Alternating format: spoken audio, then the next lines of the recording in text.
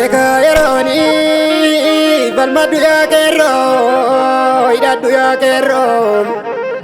Dano ke jimsi obira kasiroro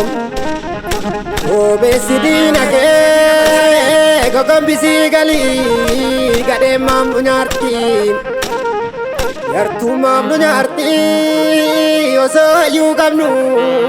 alagan bulchiti Jabe abdi saba wabogo jabadu idano ke jimsi dina mata dai jifano lapsi Iriga kosi chose lupusi korega imbayarme Boy di si devi sukira biya ke samame Hilali ya ke roko halagan alakuma esi hira matuma hinamani gonguma esi hira kai bidana makuba arme toromia Lupu baye zidamne halagab sinkenin irasti waregamne Tukang kisi seni bale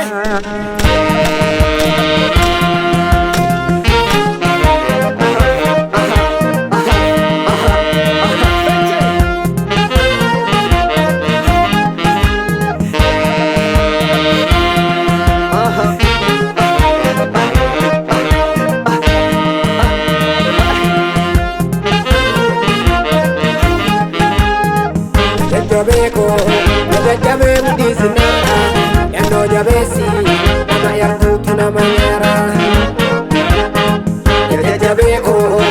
jabe mudisna didano jabesi nama yartu nama yara jabe ko jabadu idano ke jabesi jabe ko kumalo dina balesi jabe ko gogom bisa tuma askotu Oromo kayat nyatu jajabeku Bina ukuri gali mirgani jajabeku Gompisi maleni bejareni jajabeku Oromi ambiyu maketi jajabeku Itti japsi yang gabit finneti jajabeku Warala lenjisi itti bopasi jajabeku Bina rukuki anda fajasi jajabeku Gompisi maleni bejareni Nyatu dutti sareni jajabe mudisna yano jabesi nama yartu nama yara jajabe mudisna yano jabesi nama yartu nama yara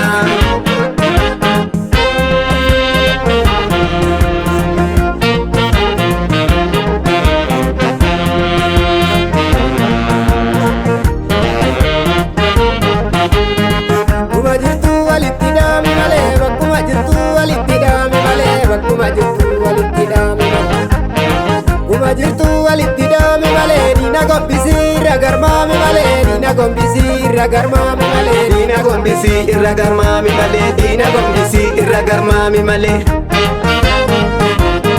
Kuma jirtu walittidame kai balmaddu tokkumani di oromoni tokkotana mi bilisom toromiyani Kuma jirtu walittidame kai balmaddu tokkumani di oromoni tokkotana ni bilisom toromiyani Kuma jirtu walittidame dina kaddu kaira sasa Kuma jirtu walittidame gota kabachi sabi ambasa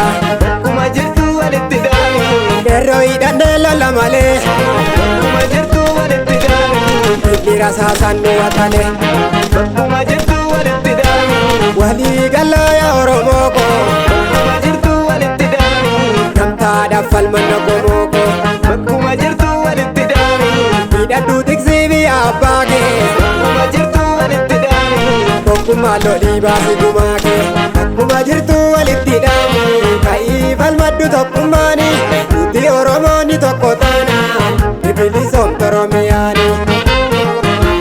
Bakkuma jirtu walitti hidhamu ka'ii falmadhu tokkummaani nuti Oromoonni tokko taanaan ni bilisoomtu Oromiyaani.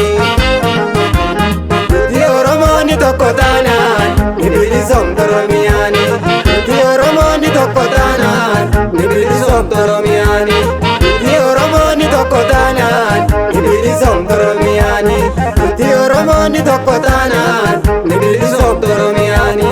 Nuti Oromoonni tokko taanaan ni bilisoomtu Oromiyaani. Ni bilisoomtu Oromiyaani. Ni bilisoomtu Oromiyaani.